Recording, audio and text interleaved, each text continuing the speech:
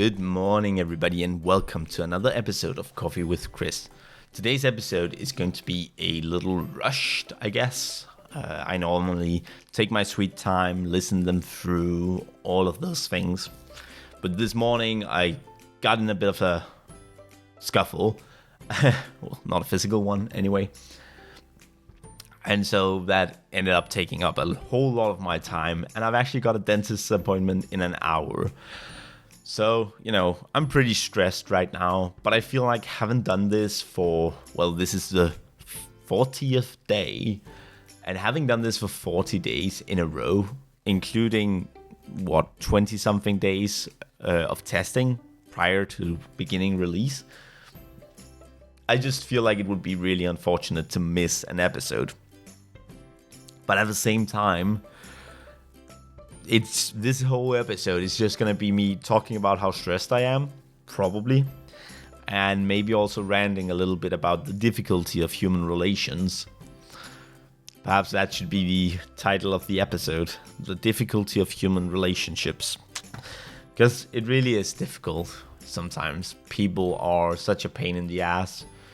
And not always because they're annoying or anything like that. Sometimes it's just that people can be difficult. People misunderstand intentions. And we all do that. I do that too. I'll sometimes misunderstand something. And I might feel bad, but at least I'm open. I mean, I'm going to be praising myself a lot here because I'm very open to the idea that someone else might not mean the thing that they said in the way that I thought they meant it.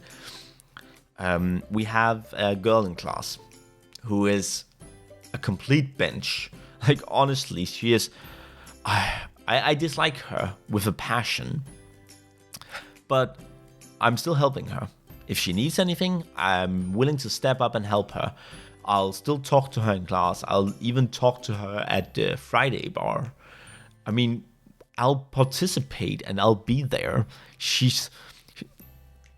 No matter how much I dislike her, if I see her crying in the corner, I'm gonna go ask if she's okay, right? Like that kind of thing.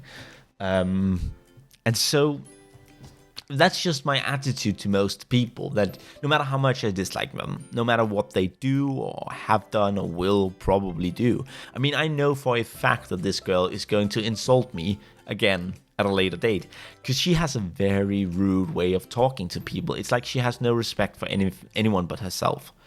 Yet I still respect her, because her lack of respect towards me does not mean that I should disrespect her.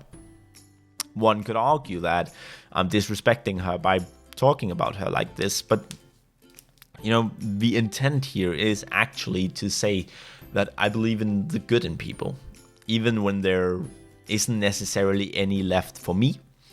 Because I have no doubt that she's a very sweet girl to the people she cares about. I just think that it's because she doesn't like me, and so she acts out. But I still respect her, and I'd say I still like her. Because I don't really dislike people. It's more like I don't like them as much. Because, again, I just try to see all of the good that people have in them. Because there's always something to be found. Everybody maybe they have humor. Like sometimes they'll say something funny. Or maybe they have really good questions.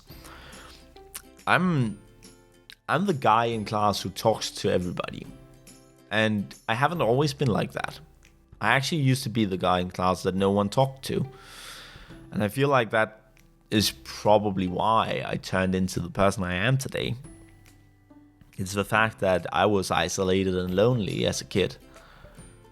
No one wanted to talk to me, and I got bullied. I went to a school that, after a year, they decided to ask me to leave the school because they were having so many problems with people bullying me. And they couldn't really do anything about it. Well, that's to say they wouldn't do anything about it because I was just a kid with ADHD. On my first day in class, my teacher there actually told my class that they had a new kid and the kid had ADHD, so they needed to be aware of that. And that warning was what eventually set it off. I got known as the STEAM kid because with steam coming out of my ears and those kinds of things. And I got bullied. I got bullied a lot. Even physically at times. So I was isolated.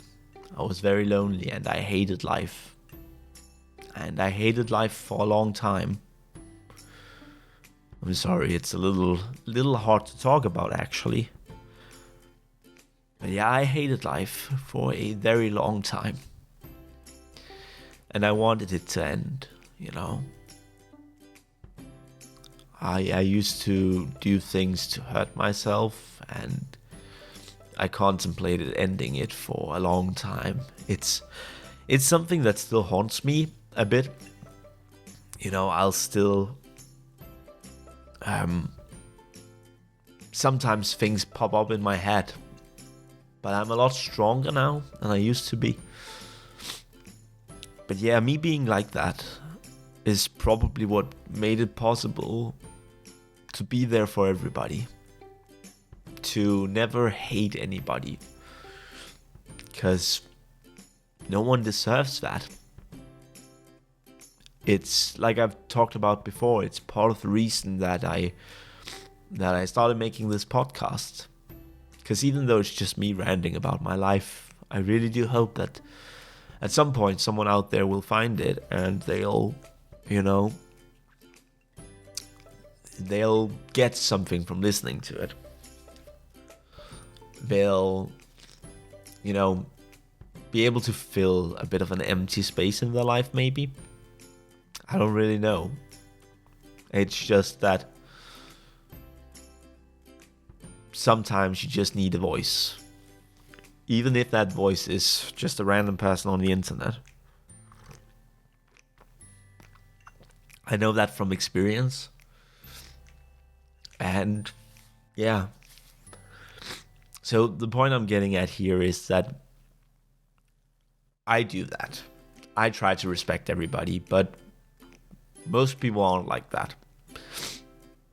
Most people, if they dislike someone, they'll tell you.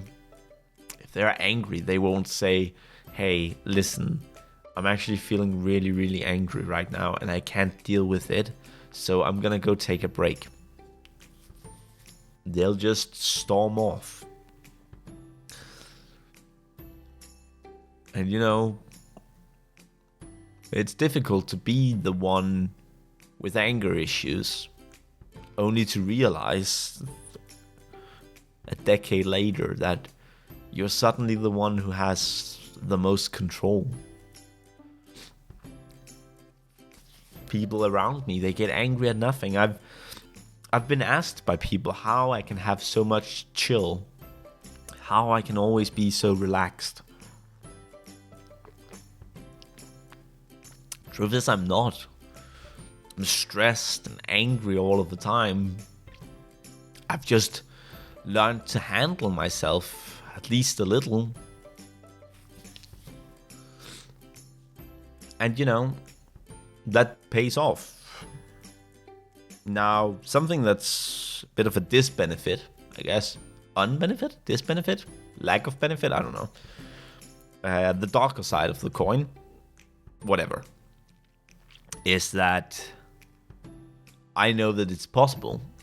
And so when I see people who willingly act in certain ways and don't do anything about it, that can actually make it very difficult for me. That's one of my, I guess you could call it a trigger, per se.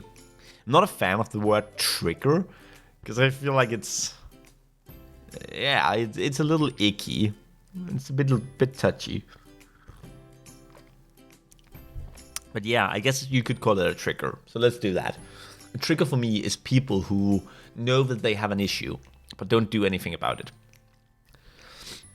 Like people who complain about being stressed, but they don't actually do anything to alleviate their stress. People who complain that it's too hot, but they don't take off that jacket of theirs. Like that's the kind of person I dislike. If you have a jacket on and it's warm, and you don't have a good reason for not taking off the jacket, like Maybe there's a lot of wind, for example, and you know you've only got a t-shirt underneath, so it'll be cold if you take it off. That's fair. Then maybe open it a little bit. Make some adjustments. Do something. But people just don't. They seem to not understand the level of power they have over their own situation. And that bothers me. That actually does bother me a lot. So I often find myself in situations where I am encouraging people. And I've been told that that's a really good thing. Most people actually enjoy it. Some people find it annoying, some people find it frustrating, but at least as far as I know, most people seem to enjoy it, and a lot of people have actually told me that it's a good thing. So it's something that I'm gonna stick with.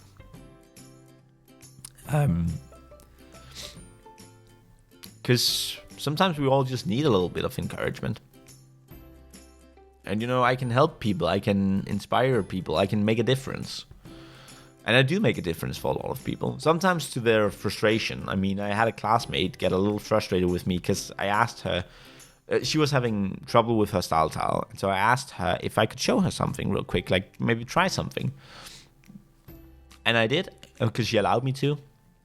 And she got a little frustrated because she was like, how can you do that? How can you think like that? That's amazing. And, you know, she was a bit jealous. But I guess, you know, that's just what happens. She still nonetheless appreciated it, and she was actually taking notes about the feedback I gave her a lot of the time, like ideas as to how to do certain things on her website. I told her, well, what about this or this? And she was actually writing them down. People share their work with me in order to get my feedback because they think I'm really good at feedback. I have a couple of classmates who have even offered to pay me to teach them programming. And I'm going to tell them that if they really want to pay, I won't reject the money. But that's not why I'm doing it after all. So they don't have to pay me at all. But if they want to, I'm not going to complain. A little bit of money is always nice. Yeah.